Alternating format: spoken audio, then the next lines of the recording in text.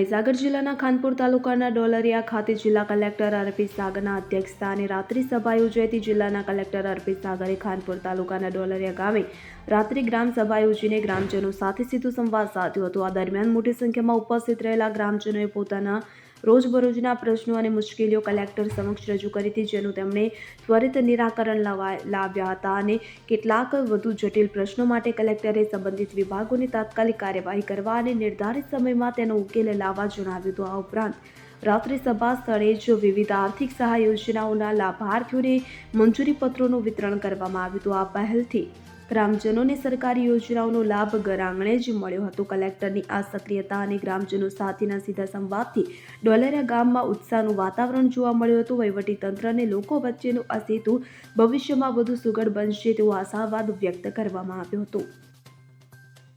સંદીપ દેવાસરે સાથે CN24 news Mahisagar. હવે જુઓ દેશ દુનિયાની તમામ ખબરો તમારી આંગળીના ટેરવે। ઉઠાવો મોબાઈલ અને Google Play Store પરથી ડાઉનલોડ કરો અમારી CN24 ન્યૂઝ મોબાઈલ એપ।